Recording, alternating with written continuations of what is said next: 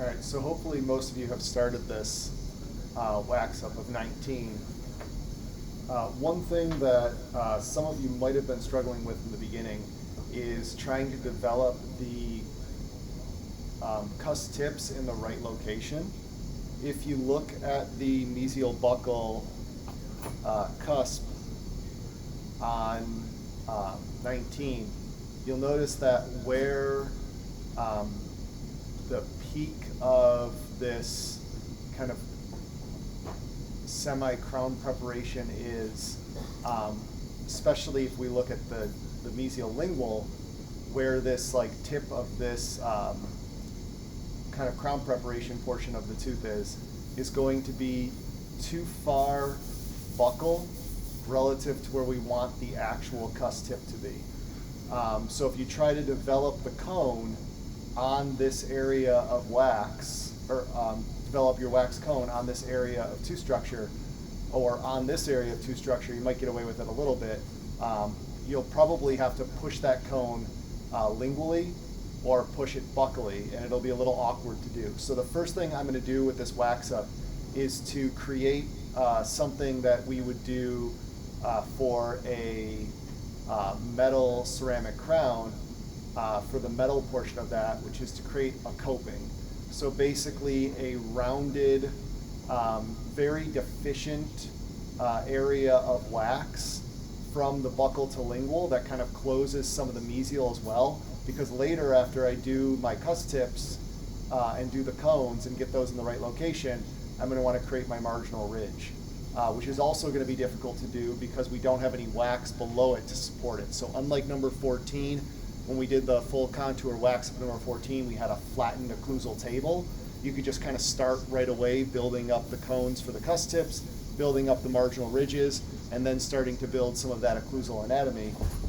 For this wax up, we actually have to start with a bulk of wax first. So what I'm going to do is use the largest of the wax tips, and I'm going to create some wax on the lingual, buccal, mesial, and a little bit across the occlusal table to create that coping, or that small amount of wax that I can then build my anatomy off of. So I'm going to start with that.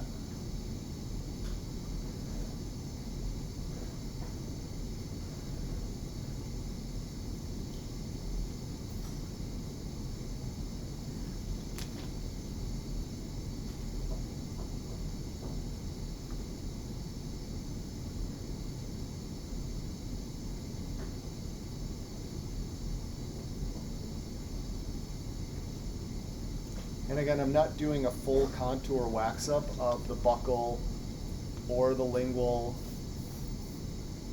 or the mesial. I'm just building out enough wax that I can build a platform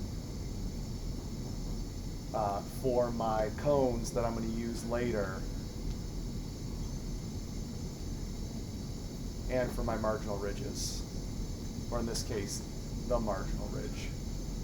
When we do the full contour wax up, obviously we're going to do the same thing, but we're going to build it out all the way to the distal as well.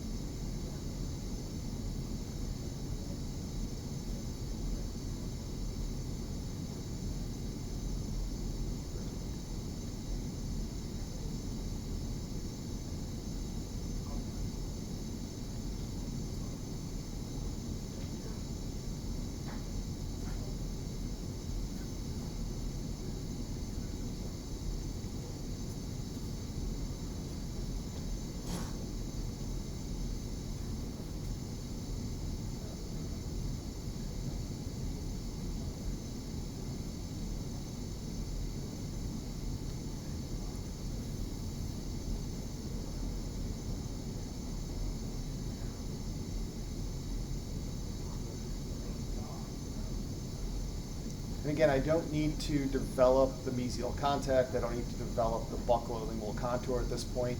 You could do a little bit of it in that gingival aspect, just if you want to be kind of ahead of the game when you get to doing the contour of the buccolingual. But you don't really need to do it at this point. What I'm trying to create is that flattened occlusal table that we had on number 14. So I'm going to build this up until I've got a relatively flattened occlusal table, similar to 14, and then I'm going to start the wax up from there using the techniques that we did on 14.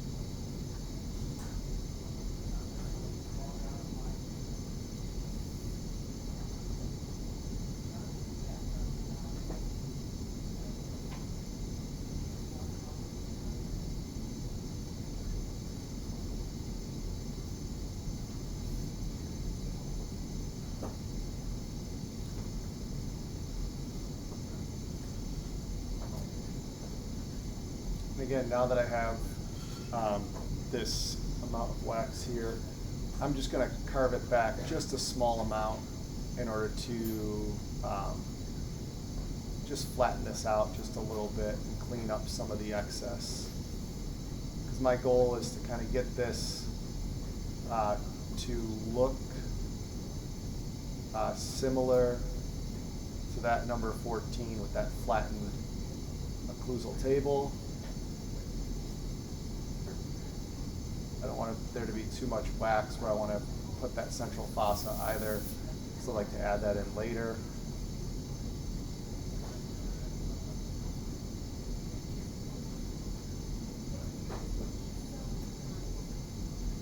And again, I don't have the height of contours correct,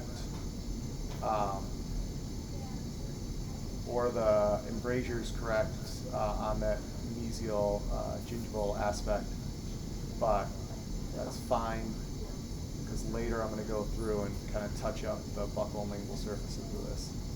I just need enough wax in this area to create that, again, that like semi-coping, so I can then later build my marginal ridge and build my mesiolingual and mesial buccal cuss tips.